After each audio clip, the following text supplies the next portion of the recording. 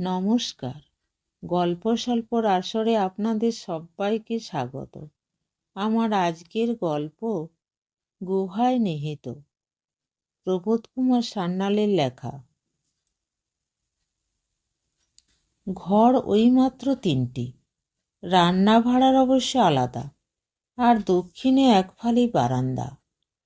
কিন্তু কলকাতার শহরে এই ফ্ল্যাটটির মাসিক প্রণামী 50 টাকা।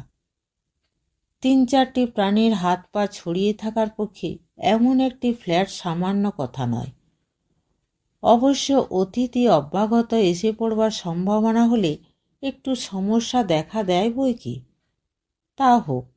বসবার ঘরে দেয়ালে পেরেক ঠুকতে ঠুকতে প্রতিমা বলে, দেবী দিদি একলা আসছেন, কোনো ঝঞ্ঝাট তার নেই, বসবার ঘরে থাকলেই বা। প্রিয়কুমার বললে, সিঁড়ি দিয়ে লোক যাতায়াত করবে না? তেতলার লোক যাওয়া আসার সময় তোমার দেবী দিদির দিকে কেউ যদি উকিঝুঁকি মারে? প্রতিমা মুখ ফিরিয়ে স্বামীর দিকে তাকায়। বড় বড় টানা চোখ, কপালে রেখা নেই, মুখে সংশয়ের চিহ্ন নেই। বলে, সে কি, তাই কেউ করে বুঝি? করে না? প্রিয়কুমার বলে, ফ্ল্যাটওয়ালা বাড়িতে থাকার কৌতুক তোমার চোখে এখনো পড়েনি। সাধে কি আর বলি, গেঁয়ো ভূতের সঙ্গে আমার বিয়ে হয়েছে? আচ্ছা আচ্ছা, আমি না হয় গেঁয়ো ভূত, আর তুমি কলকাতার ছেলে, হয়েছে তো। এখন তাহলে কি করবে তাই বলো। প্রতিমা আবার ছবি টাঙানোর পেরেক ঠুকতে থাকে। অতিথি এসে পৌঁছাবার আগে ঘরখানা সাজিয়ে তুলতে না পারলে আর চলছে না। প্রিয়কুমার বলে, ভীষণ সমস্যা, কি করা যায় বলো দেখি এখন। এই বলে সে মুখ টিপে হাসে। স্বামীর মুখ চাওয়া স্ত্রী নিজের কল্পনায় কোনো প্রতিবিধান করতে না পেরে শেষকালে বলে, বলো না কি করব। ওরে বোকা, এই দেখো, বলে প্রিয়কুমার স্ত্রীর কাছে সরে গিয়ে বলে, এই যে সিঁড়ির ধারে জানালাটা, এটায় পর্দা একটু ঝুলিয়ে দিও, আর এই দরজাতেও একটা, বুঝলে, সেই যে আমি ফুল কাটা রঙিন খদ্দরে থান এনেছিলুম। এক মুখ হেসে প্রতিমা এবার স্বামীর দিকে তাকায়। এত সহজে সমস্যার যে সমাধান হয় আগে কে জানতো। বলে, ঠিক বলেছ, আমার মনেই ছিল না, কিন্তু আমি যে সেলাই জানি নে, কে করবে?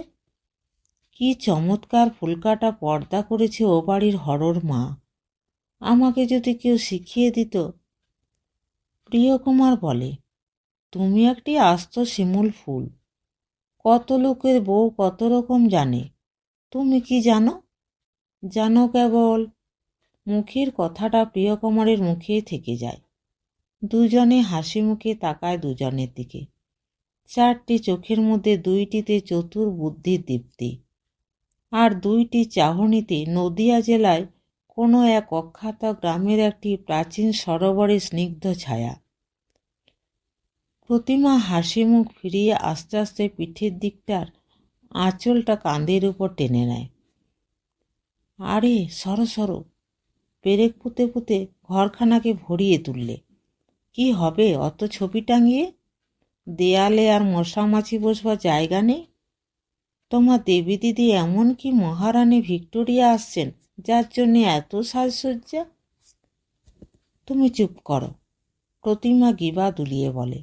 ওরা কত লেখাপড়া জানা মেয়ে, কত ইংরাজি বই পড়ে, ঘরে চেহারা দেখলে কি মনে করবে বলো তো? প্রিয়কুমার বলে, ওহ, অমন ঢের ঢের গ্র্যাজুয়েট মেয়ে কলকাতায় গড়াগড়ি যায়, তোমার মতন লক্ষ্মীর ঘরে তার মতন থুবড়ি মেয়ে জায়গা পাবেন, এটা তার ভাগ্যি। তা বই কি, এসে দেখবে ঘরদোর অগোছালো, বলবে অশিক্ষিত মেয়ে আমি, কি মনে করবে বলো তো? ইহ, কি মনে করবেন শুনি? লেখাপড়াতে তুমিই কোন কম, তুমিও ছোটবেলায় পড়েছিলে শিশু শিক্ষা। স্বামীর গম্ভীর রসিকতা প্রতিমা বুঝতে পারে না।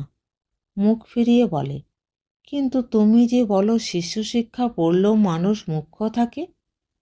দেবী দিদি যে ইংরেজিও জানেন। প্রিয়কুমার বলে, চো ইংরেজি, ইংরেজি শিশু শিক্ষায় লোকে পড়ে, তা জানো? তোমার দেবী দিদি যদি বিদ্বান হন, তবে তুমি আর তিনি একই। নাও, হয়েছে, টুল থেকে এবার নামো। ওই তো বেশ ছবি মানিয়েছে। তোমার দেবী দিদি এমন ঘরে ঢুকলে আর বেরোতেই চাইবেন না, দেখো। স্বামীর কথায় প্রতিমার মন খুশি হয়ে যায়। বলে, থাকলে তো ভালোই, কতদিন দেখিনি। ও বছর একবারটি এসেছিল, সেই যে তুমি গাড়িতে তুলে দিয়ে এলে। সে যে গো, ফটো তুললাম আমরা, মনে নেই? বড্ড ভুলে যাও তুমি বাপু। সেই যে তোমাকে তিনি একটা পশমের গেঞ্জি বুনে দিয়ে গেলেন। প্রিয়কুমার বলে, হ্যাঁ হ্যাঁ, একটু একটু মনে পড়ছে। তোমার দেবী দিদি দেখতে ঠিক কেমন বলো তো? মানে ঠিক মনে পড়ছে না আমার। আমাদের বনমালীর মতন গায়ের রং হবে বোধ হয়, না? ও মা! প্রতিমা চোখ কপালে তুলে শিউরে ওঠে। তোমার তাহলে একটুও মনে নেই? একেবারে ধবধবে রং, নাক চোখ কি সুন্দর, কেমন গড়ন পেটন, কেমন চুল। প্রিয়কুমার এক মনে গভীরভাবে চিন্তা করে বলে, হ্যাঁ হ্যাঁ, তাই তো। তো বয়স বই কি, যতদূর মনে পড়ে বোধ হয় বছর 50-এর কাছাকাছি, নাকি বলো? হ্যাঁ, অন্তত 45।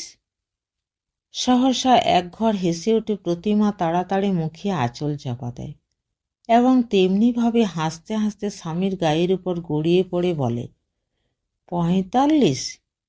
তার যে এখনো 25 হয়নি গো। ও একই।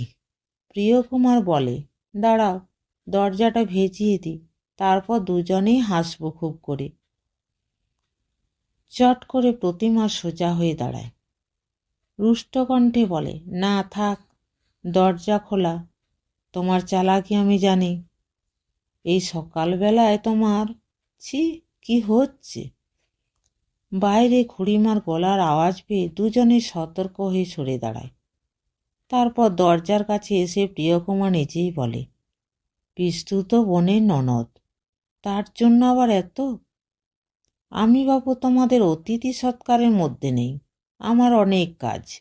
বসবার ঘরটা না হয় ছেড়েই দিলুম, কিন্তু বন্ধুবান্ধব এলে বসাবো কোথায়? মাথায় ঘোমটা টেনে চাপা গলায় প্রতিমা বলে, একটু কষ্ট করো লক্ষ্মীটি। কদিন তিনি থাকবেন শুনি? 3 দিন গো। আমাকে দিয়ে যেন ফরমাস খাটিও না। মেয়ে ছেলে ফরমাস খাটাও ঝকমারি। খুড়িমা বারান্দার ধার থেকে এগিয়ে এসে বলেন, তা আসছে ভালোই তো। কবে আসবে গো বৌমা? প্রতিমা ঘর থেকে বেরিয়ে এসে খুড়িমার পাশে দাঁড়িয়ে মৃদু কণ্ঠে বলে, আজই বিকেলে। আয়োজনের আর কোনো ত্রুটি রইল না। অতিথির কাছে স্বামীর পরিচয় আর ঐশ্বর্যকে উজ্জ্বল করে তুলে ধরার জন্য সারাদিন প্রতিমার পরিশ্রমের আর অন্ত নেই।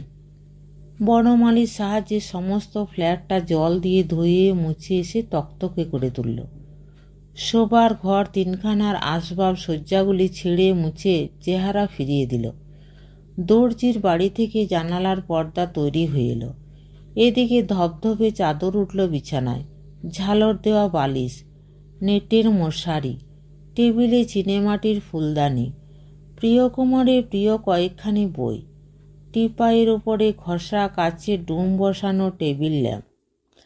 ওদিকে একটি শেলফে সুগন্ধি তেল, ভালো সাবান, দাঁতের মাঞ্জন, মাথা নতুন ফিতা ও কাঁটা, দেয়ালে ঝোলানো বড় একখানা সোনালি ফ্রেমে বাঁধানো আয়না, তার পাশে শাড়ি ঝুলিয়ে রাখার একটি আলনা।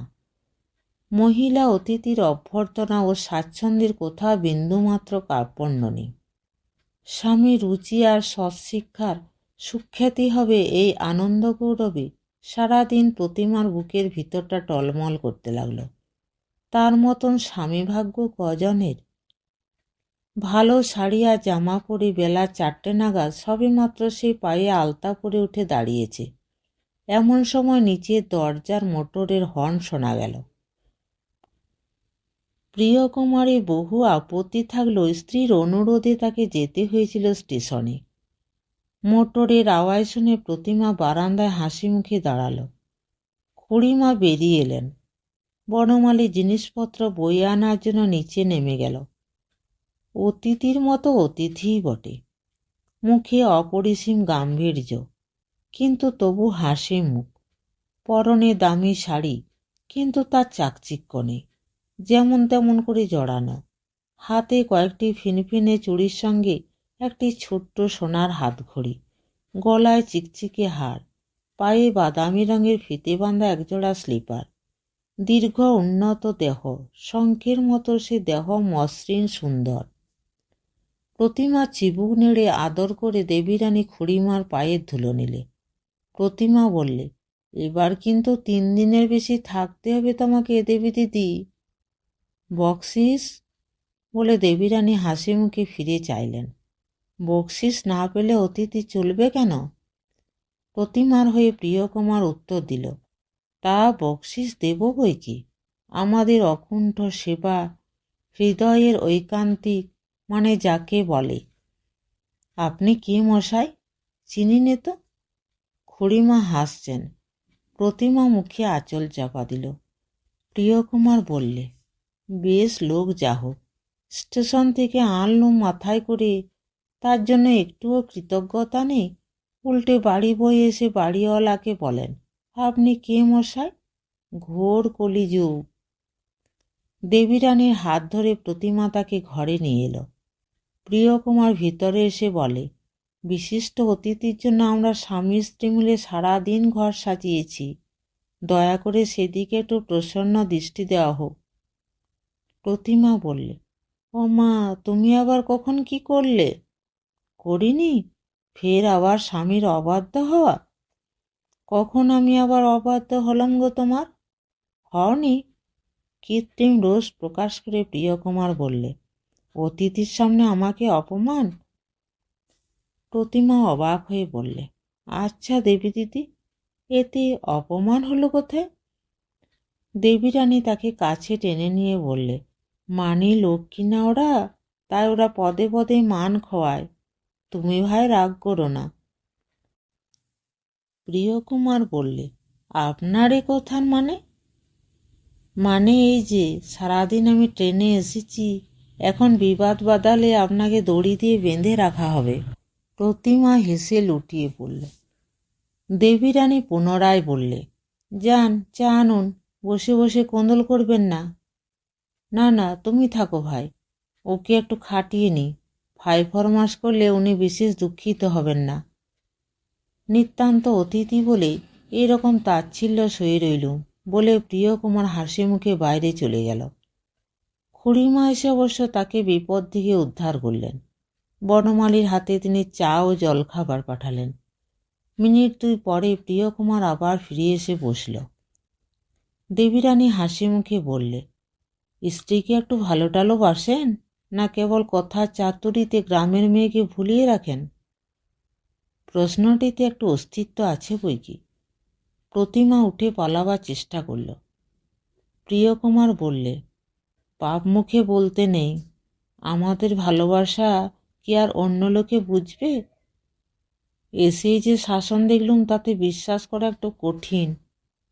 বলে দেবীরানী ব্রহ্মদৃষ্টি ফিরিয়ে হাসল। প্রিয়কুমার বললে, মেয়ে মানুষের দৃষ্টি বেশি দূর পৌঁছয় না। দেবীরানী বললে, তাই নাকি? কথাটা শুনলেও মন ঠান্ডা হয়। কই আমার দিকে মুখ তুলে কথা বলুন তো। প্রিয়কুমার কিন্তু মাথা তুলল না, মুখ নামিয়ে তামাশা করে বললে, স্ত্রী ছাড়া আর কোনো মেয়ের দিকে আমি মুখ ফেরাইনি, এইটি আমার তপস্যা। দেবীরানী খুশি মুখে বললে, ওরে বাবা, এত! খুব যে তোষামোদ করতে শিখেছেন। কত বছরের চেয়ে একটু উন্নতি হয়েছে দেখছি। চক্ষু সার্থক হলো। বেশ তো, থাকুন না কিছুদিন, আরও দেখতে পাবেন। রক্ষে করুন, আমার বাজার হাট করা হয়ে গেলে এখান থেকে পালাবো। কোথা পালাবেন? প্রিয়কুমার মুখ তুলল। কেন, লখনৌতে, যেখানে চাকরি করি। প্রতিমা বললে, চাকরি করেই তুমি চিরদিন কাটাবে দেবী দিদি? কি আর করি ভাই বলো? বিয়ে করবে না বুঝি? দেবী রানী শিউরে উঠে বললে, সর্বনাশ, বিয়ে? একটা পুরুষ মানুষ চিরকাল জ্বালাবে আর তাই সহ্য করব? ঘর শুদ্ধ সবাই হেসে উঠল।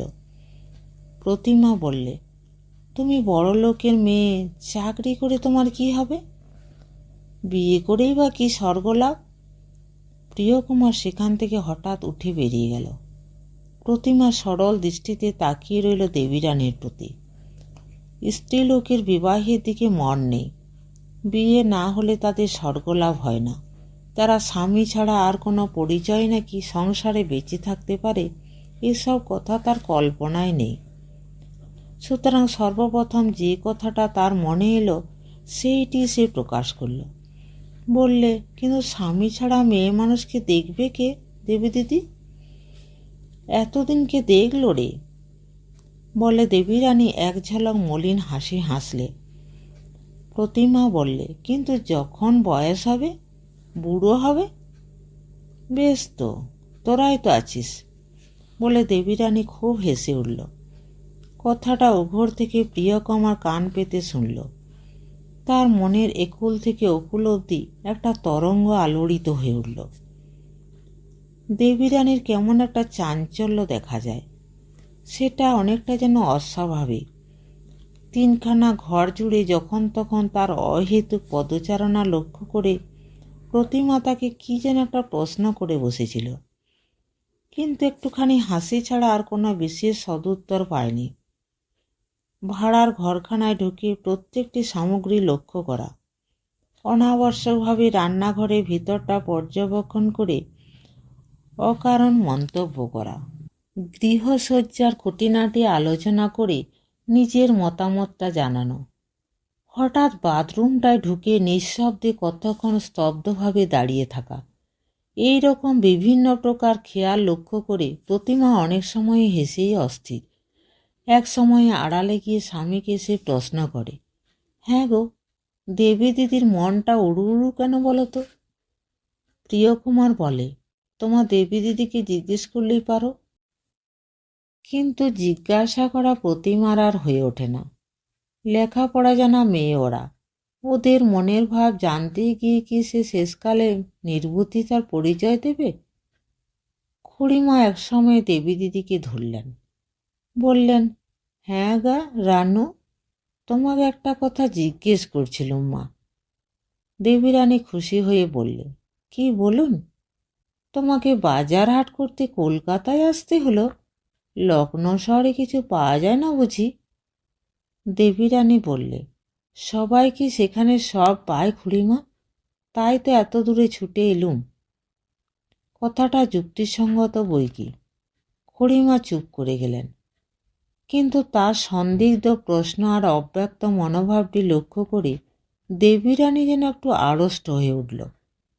একটু পরে খুড়িমা আবার কথা পারলেন, বললেন, বিয়ের পরে আমরা জানলুম তোমাদের সঙ্গে বৌমাদের আত্মীয়তা আছে, কিন্তু তুমি নাকি আগে কলেজে পড়তে প্রিয়কুমারের সঙ্গে? দেবী রানী একটু চমকে উঠল, কিন্তু ভাব গোপন করে বললে, সেটা আমার ঠিক মনে পড়ে না, তবে বছর মিলিয়ে দেখতে পাওয়া যায় প্রিয়কুমারবাবু পড়তেন সেই সময়টায়। তোমার মনে নেই? একটু একটু অস্পষ্ট মনে পড়ে। অনেক ছাত্রছাত্রী ছিল কি না? খুড়িমা তার মন্তব্য জানালেন, বললেন, আমি ঠিক ভালো বুঝি নে মা, ছেলে মেয়েদের একসঙ্গে পড়া, অনেক রকম কথা ওঠে কি না? দেবী রানী বললে, তা ঠিক বলেছেন, অনেকে জীবন ভেঙে চুরেও তছনছ হয়ে যায় শুনেছি। এই বলে সেখান থেকে সে সরে গেল। প্রতিমা তার পথের দিকে তাকিয়ে রইল, সরল নির্বোধ ও গ্রাম্যতা দুটি চোখ। সমস্ত ফ্ল্যাটটার মধ্যে মানুষের মনোবিকলনের একটা সূক্ষ্ম আর নাটকীয় ঘাত সংঘাত চলছে। ওপরে সেটা প্রত্যক্ষ নয়, ঘটনায় তার কোনো প্রকাশ নেই, ব্যঙ্গতায় সেটা আন্দোলিত হয় না, কিন্তু চলাফেরায় চাহনিতে ভ্রুকুঞ্চনে ঈষৎ হাস্যে সেটা প্রকট। প্রতিমার সাধ্যনে সেটাকে আবিষ্কার করেন। এ নাটক সকলের জন্য নয়। দেবীরানী এসে দাঁড়ালো এ ঘরে। প্রিয়কুমার তখন একখানা বই মুখে নিয়ে বসে রয়েছে। মুখ না তুলে এসে বললে, তোমার দেবী দিদির কোনো অযত্ন হয় না যেন, দেখো। তুমি নয়, আপনি। দেবীরানী পিছন থেকে হেসে উঠল।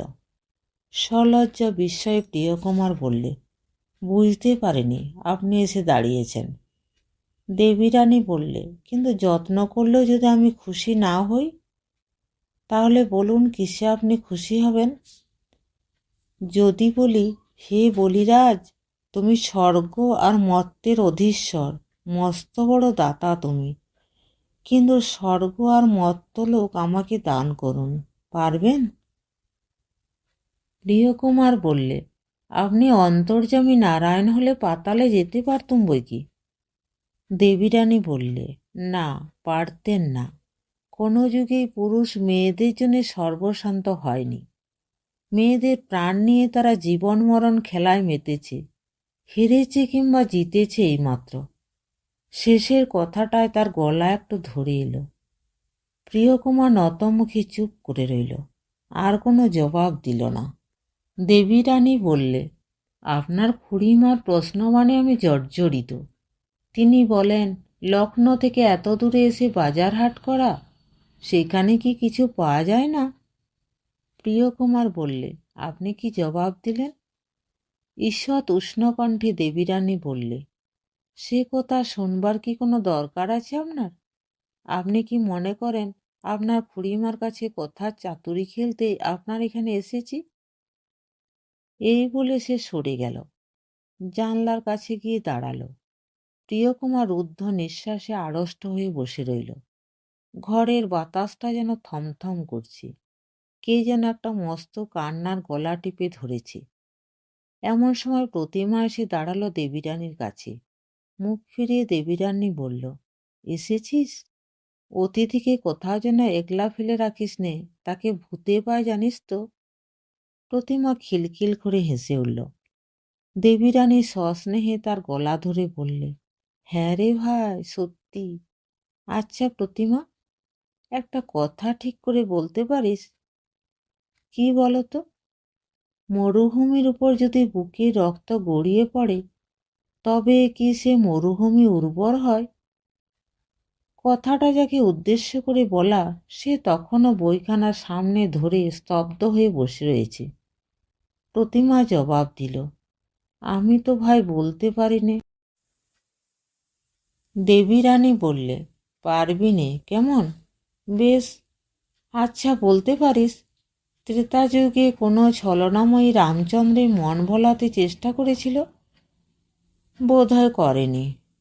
কি বলিস? সরলভাবে প্রতিমা বললে, আমি ভাই ছোটদের রামায়ণ পড়েছিলুম, তাতে এসব ছিল না। দেবীরানী সহসা জানালাটার কাছে সরে গেল। তারপর বললে, তোদের এদিকটা বড্ড ফাঁকা। এত ফাঁকায় তোরা থাকিস, মন হু হু করে না? কোথাও গাছপালা নেই, কেবল প্রকাণ্ড একটা। তার গলাটা যেন শান্ত হয়ে এলো। প্রিয়কুমার আস্তে আস্তে উঠে ঘর ছেড়ে বেরিয়ে গেল। সেই দিকে একবার লক্ষ্য করে দেবীরানী বললে, আমার একবার কি মনে হয় জানিস প্রতিমা, মানুষের জীবন হলো ঈশ্বরের মস্ত একটা জিজ্ঞাসা। আমরা কেবল তারই উত্তর হাতড়ে হাতড়ে বেড়াই। সে উত্তর খুঁজে পাব না কোনো দিন। সমস্ত শুনে প্রতিমা বললে, তুমি এবার চান করবে, চলো দেবী দিদি। প্রস্তাবটা শুনে সহসা অহেতুক ব্যস্ততা সহকারে দেবী দিদি বলে উঠল, তাই বল, খেয়ে দিয়ে আমাকে একবার বেরোতে হবে। কি জানিস ভাই, ঘরের মধ্যে আবার মন টিকতে চায় না। অনুযোগের সঙ্গে প্রতিমা বললে, কি করে টিকবে? ঘরকন্যার সাহায্যে তুমি পাওনি? পিছন ফিরে হাসি মুখে দেবী দিদি প্রতিমার গাল দুটি নেড়ে দিয়ে বললে, বোকা মেয়ে, ঘরকন্যার আবার স্বাদ কি রে? প্রাণটাই যদি খুঁজে না পায়, দেহটার দান কতটুকু? এই বলে সে স্নান করতে চলে গেল। সেদিন কোনো মতে দুটি আহারাদি সেরে দেবীরানী বেরিয়ে পড়ল। যখন সে ফিরল, তখনও সন্ধ্যা হয়নি। তার পিছনে পিছনে একটি ছোকরা এসে জিনিসপত্র সমেত একটি চাঙাড়ি রেখে চলে গেল। দেবীরানী গিয়েছিল মার্কেটে। চাঙাড়িতে একগোছা রজনীগন্ধার সঙ্গে দুটি অন্যান্য ফুলের তোড়া, কতগুলি মরশুমি সুস্বাদু ফল, একখানি অপরাজিতা রঙের শাড়ি এবং নানাবিধ প্রসাধন সামগ্রী। দেবীরানী নিজের হাতে সেগুলি ঘরে তুলে নিয়ে এলো। চাঙাড়িটি দেখে প্রতিমা গিয়ে ঘরে লুকিয়েছিল। দেবীরানী হাসি মুখে ঘরে ঢুকে প্রতিমার হাত ধরে টেনে আনল। প্রতিমা রাগ করে বললে, বছর বছর এসে তুমি এমনি করে বেহিসেবি খরচ করে যাবে? এবার আমি আর শুনব না দেবী দিদি। দেবী দিদি বললে, তোকে না সাজালেই আমার চলবে না রে। কেন শুনি? আচ্ছা শোনাবো একদিন। এই বলে দেবীরানী তাকে প্রিয়কুমারের পড়ার ঘরে টেনে নিয়ে এলো। পুনরায় বললে, যদি বলি অষ্টাদশ পর্ব মহাভারত তোকে শোনাবো, তোর ঘুম পাবে না? প্রতিমা কিছুক্ষণ চুপ করে রইল। তারপর বললে, দেবী দিদি। কেন রে? তোমার কথা কোনোদিন আমি বুঝতে পারিনি। তাহলে নিশ্চয় আমি একটা পাগল, বলে দেবীরানী হেসে উঠল। কিন্তু সে হাসিতে এবার প্রতিমা যোগ দিতে পারল না। দেবীরানী প্রতিমার সুন্দর ও সুকুমার দেহখানিতে ঘুরিয়ে ফিরিয়ে জামা ও কাপড় পরিয়ে দিল। চোখের পাতায় কাজলের মোহ এঁকে দিল। তার খোপায় দিল ফুল, পায়ে দিল আলতা। তারপর বললে, পারবি নে ভোলাতে? প্রতিমা হেসে বললে, কাকে? দেবীরানী বললে, স্বামীকে নয়, পুরুষকে। ও মা, সে কি? হ্যাঁ রে, স্বামী তো ভুলতে বাধ্য, কিন্তু স্বামীর মধ্যে যে পুরুষের বাসা, তাকে ভোলানো বড় কঠিন প্রতিমা। কিছু দিয়েই তাকে ভোলানো যায় না। মেয়ে মানুষের সমস্ত জীবনের তপস্যাটাও তাদের কাছে কিছু নয়। তারা নির্দয়, হৃদয়হীন, তারা হিমালয়। যদি ভোলাতে পারিস, বুঝবো আমার এই সাজানো সার্থক। এই বলে সে গলাটা একবার ঝেড়ে নিল। প্রতিমা বললে, এ কথা কেন বলছো দেবী দিদি? উনি তো তেমন মানুষ নন যে আমাদের অনাদর করবেন। অনেক পুণ্যের জোরে আমি ওকে পেয়েছি। দেবীরানী পিছন দিকে দাঁড়িয়ে প্রতিমার আলগা খোপাটা ঠিক করে দিচ্ছিল। কিন্তু প্রতিমার কথায় ক্ষুধার্ত সাপদের মতো তার চোখ দুটো পলকের জন্য জ্বলে উঠল। সেটা আর দেখা গেল না। কেবল শান্ত কণ্ঠে বললে, নিশ্চয় সে 100 বার। তোর মতন পুণ্যবতী কজন আছে ভাই? প্রতিমা স্বস্তি বোধ করে নীরব হয়ে গেল। কিন্তু তারপর সাজসজ্জার শেষে দুজনে ঘর থেকে বেরিয়ে আসবার ঠিক পথে প্রিয়কুমার এসে হাজির। স্ত্রীর দিকে চেয়ে এসে বললে, এ কি, ইন্দ্রসভায় আজ নাচের ফরমাস আছে নাকি? প্রতিমা হাত ছাড়িয়ে ছুটে পালিয়ে গেল ভাঁড়ারের দিকে। দেবীরানী পাশ কাটিয়ে দাঁড়ালো প্রায় প্রিয়কুমারের মুখোমুখি। কৈফিয়তস্বরূপ প্রিয়কুমার বললে, কলেজ থেকে বেরিয়ে আজ যেতে হয়েছিল এক চায়ের পার্টিতে। জানি অতিথির আজ কিছু অনাদর ঘটে গেছে। পাথরের পুতুলের মতো দেবীরানী দরজাটার গায়ের উপর নত মুখে নিশ্চল হয়ে দাঁড়িয়েছিল। মৃদুকণ্ঠে বলে বসল, কেবল আজ তা নয়, চিরদিন। কথাটার সঙ্গে এক চাবুকের আঘাত ছিল। কিন্তু প্রিয়কুমার সেদিকে ভ্রুক্ষেপ করল না। একরাশ বই টেবিলের উপর রেখে মুখ ফিরিয়ে এসে শুধু বললে, আপনার কি কালই যাওয়া স্থির? না। আর কতদিন থাকবেন? যতদিন খুশি। প্রিয়কুমারের গলার কাছে আতঙ্কের মতো কি যেন একটা ঠেলে উঠল। কিন্তু সেটাকে চেপে হাসি মুখে সে বললে, কিন্তু বাসনার চিহ্ন প্রতিমার সর্বাঙ্গে এঁকে এঁকে কি এখানে দিন কাটাবেন? দেবীরানী চুপ করে রইল। প্রিয়কুমার পুনরায় বললে, পুরুষকে যন্ত্রণা দেবার নির্ভুল পথ এটা নয়। দেবীরানী মুখ তুলল। সন্ধ্যার অন্ধকারে দেখা গেল না তার তীব্র চোখ দুটো বাষ্পাচ্ছন্ন হয়ে এসেছিল কিনা। সে কেবল অস্পষ্ট আর্তনাদ করে বললে, তবে নির্ভুল পথ কোনটা? কেমন করে যন্ত্রণা দিলে তোমার বুক ভেঙে দেওয়া যায় বলে দিতে পারো? এই বলে সে ছুটে সেখান থেকে চলে গেল। ঝরঝরিয়ে তার চোখে জল এসেছিল। নিজের ঘরে অনেক রাত পর্যন্ত জেগে প্রিয়কুমার পড়াশোনা নিয়ে ব্যস্ত থাকে। সেদিন সে মাথার কাছে টেবিল ল্যাম্পটা রেখে বিছানায় শুয়ে একখানা মোটা ইংরেজি বই মুখের কাছে নিয়ে নৃতত্ত্ব সম্বন্ধে গভীর চিন্তায় মগ্ন ছিল। রাত তখন অনেক। ও ঘরে প্রতিমা আর দেবী রানী নিদ্রিত। তার পাশের ঘরে খুড়িমা। এ ঘরে আলোটা জ্বলছে, দরজাটা খোলাই রয়েছে। পড়তে পড়তে কখন যে তার দুই চোখে ঘুম এসেছে, কখন ঘড়ির কাঁটাগুলি ঘুরে ঘুরে শেষ রাত্রির দিকে এসে পৌঁছেছে, প্রিয়কুমারের কিছুমাত্র চেতনা ছিল না। কৃষ্ণপক্ষের অন্ধকার পেরিয়ে জ্যোৎস্না দেখা দিয়েছে। রাত জাগা পাখি কোথায় হয়রান হয়ে স্তব্ধ হয়ে গেল। কখন নিঃসার অন্ধকার জগৎ তার চক্রপথের প্রান্তে এসে দাঁড়িয়ে প্রভাতের অভ্যর্থনা জানাচ্ছিল, তাও এই ক্ষুদ্র পরিবারটি অজ্ঞাত ছিল। সহসা আচমকা একসময় প্রিয়কুমারের ঘুম ভেঙে গেল। কখন সে ঘুমিয়েছিল, কেন তার ঘুম ভাঙল, ঠিক বুঝতে পারা গেল না।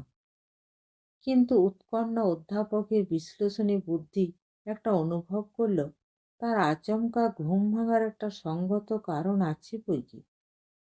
ঘরের খোলা দরজা, উজ্জ্বল আলো, ব্রাকেটের উপর টিকটিক ঘড়ি, দেয়ালের ছবি, কাপড়ের আলনা, সবগুলো যেন চক্রান্ত করে মুখ বুজি গোপন কথাটা চেপে রয়েছে। মনে হচ্ছে একটা অস্পষ্ট সংবাদ তার অচেতন ঘুমের মধ্যে নিঃশব্দ সঞ্চারে এসে দাঁড়িয়েছিল। সেটার অশরীরী আত্মাটা এখনো তার এই পড়ার ঘরে পরিব্যাপ্ত হয়ে রয়েছে। কিন্তু আশ্চর্য, ঘড়িতে রাত 4:30 বাজে। এতক্ষণ ধরে সে ঘুমিয়েছে। এত তার ঘুম! সহসা বাইরে খুড়িমার গলার আওয়াজ পাওয়া গেল। ওখানে কে গা দাঁড়িয়ে, বৌমা নাকি? পলকের জন্য মৃত্যুর মতো একটা তুহিন স্তব্ধতা। তারপর শোনা গেল, না খুড়িমা, আমি। কে, রানু? আজ্ঞে হ্যাঁ। খুড়িমা বললেন, এত রাত থাকতে উঠেছ কেন রানু? তার কণ্ঠে কেমন একটা সংশয়ের আভাস পেয়ে দেবীরানী একটু খতিয়ে জবাব দিল, ঘুমটা ভেঙে গেল রাত থাকতে। আজ ভোরের গাড়িতে যাবার তাড়া আছে কিনা। এটা একটা আকস্মিক কৈফিয়ত প্রিয়কুমারের কানে বাজতে লাগলো। দেবীরানী চলে যাওয়া স্থির করে ফেলল একটি নিমেষের মধ্যেই। সে এত অস্থির, এতই অতৃপ্ত। খুড়িমা বললেন, ও মা, প্রিয়কুমারের ঘরে আলো জ্বলছে কেন? ও কি এখনো ঘুমোয়নি? বৌমা, শুনছ? ও বৌমা! প্রতিমা ধড়মড় করে জেগে উঠল, উঠে সাড়া দিল, কেন খুড়িমা? তোমার এত ঘুম কেন বৌমা? সমস্ত রাত প্রিয়র ঘরে আলো জ্বলছে, দরজাটা খোলা, তুমি একটিবার খবর নিতে পারোনি কেন? এত রাতে রানু চুপ করে দাঁড়িয়ে রয়েছে বারান্দায়, তারও একটা খোঁজ খবর রাখা তোমার উচিত ছিল বৌমা। খুড়িমা বিরক্ত, উত্তপ্ত, সংশয়াচ্ছন্ন হয়ে উঠেছিলেন। প্রতিমা বাইরে এসে বললে, দেবী দিদি, এখানে দাঁড়িয়ে যে? দেবীরানী অসাড় ও চেতনাহীন হয়ে জ্যোৎস্নালোকের দিকে নিমেষ নিহত চোখে দাঁড়িয়েছিল। প্রতিমার প্রশ্নে সে স্বপ্নাত দৃষ্টি ফিরিয়ে মৃদুকণ্ঠে বললে, তোমার বাড়িতে এক জায়গায় চুপ করে দাঁড়িয়ে থাকা কিংবা রাত জাগার স্বাধীনতা নেই, এ কথা জানতুম না প্রতিমা। তার গলার আওয়াজে প্রতিমা একটু লজ্জিত হয়ে সরে দাঁড়ালো। বললে, না দিদি, তুমি ঘুমোনি কি না তাই বলছি। আসছি ভাইও ঘর থেকে। প্রতিমা এলো স্বামীর ঘরে। বিছানার কাছে এসে সে প্রিয়কুমারের পা ঠেলে ডাকল। কিন্তু একবার ঘুমোলে প্রিয়কুমারের নাকি আর কাণ্ডজ্ঞান থাকে না। সে একেবারে বেহুশ, তার নাক ডাকছে। পাছে শেষ রাতে জাগালে প্রিয়কুমার বিরক্ত হয়, সেই জন্য প্রতিমার তাকে ডাকল না। কিন্তু নিজের হাতখানা সরিয়ে নিয়ে প্রতিমা দেখল প্রিয়কুমারের পায়ের উপর জলের দাগ। নদীয়ার কোনো এক ক্ষুদ্র গ্রামের সরল মেয়ে সে। নির্বোধ জলের দাগের কারণটা কি সে তলিয়ে বুঝল না। আলোটা নেভিয়ে দরজাটা ভেজিয়ে সে বেরিয়ে এলো। তার মনে কোনো সন্দেহের ছোঁয়া লাগেনি। খুড়িমা বললেন, তুমি আর ঘুমিও না বৌমা, রানু যাবে ভোরের গাড়িতে। তার জিনিসপত্র গোছগাছ করে দাও। বনমালীকে ডেকে উনুনে আগুন দিতে বলো। শরৎকালে রাত্রি প্রভাত হয়ে এলো। প্রিয়কুমার ঘুম থেকে উঠল। শুনল দেবীরানী এখনই চলে যাবে। সে মুখ হাত ধুয়ে প্রস্তুত হলো। বনমালী গাড়ি ডেকে আনল। দেবীরানী গাড়িতে উঠবার আগে প্রতিমাকে আদর করল। তারপর প্রিয়কুমারের দিকে ফিরে বললে, শুনেছি মরবার পরে মানুষ কোথায় গিয়ে যেন নিজের একটা কৈফিয়ত দেয়। আমিও কৈফিয়ত দিয়ে বলতে পারবো, সমস্ত জীবন ধরে জ্বলে পুড়ে খাক হয়েছি বটে, কিন্তু নিরপরাধকে কখনো প্রতারণা করিনি। প্রিয়কুমার হাসি মুখে বললে, কিন্তু নিরপরাধকে অনিচ্ছায় যারা চিরদিন ধরে ঠকাবে তাদের কি উদ্ধার নেই? প্রভাতের আলোর মতো দেবীরানী হেসে উঠল। বললে, বেশ তো, আপনি আর আমি একসঙ্গে গিয়ে যদি মহাকালের বিচার সভায় দাঁড়াতে পারি তখন এর মীমাংসা হবে। অদূরে দাঁড়িয়ে খুড়িমা বললেন, তোমার গাড়ির সময় হলো রানু, এসো এসো মা এসো। সুমতি হো, দুর্গা দুর্গা। দেবীরানী গাড়িতে উঠে বসল। গাড়ি ছেড়ে দিল। সেই দিকে একাগ্র দৃষ্টিতে তাকিয়ে প্রিয়কুমার মনে মনে বললে, সেখানেও এর মীমাংসা হবে না রানু। নমস্কার। গল্পটা ভালো লেগে থাকলে চ্যানেলটিকে লাইক, শেয়ার এবং সাবস্ক্রাইব করতে ভুলবেন না। আর আপনার মূল্যবান মতামত অবশ্যই লিখে জানাবেন। আপনাদের সহযোগিতা ও ভালোবাসা আমার খুবই প্রয়োজন।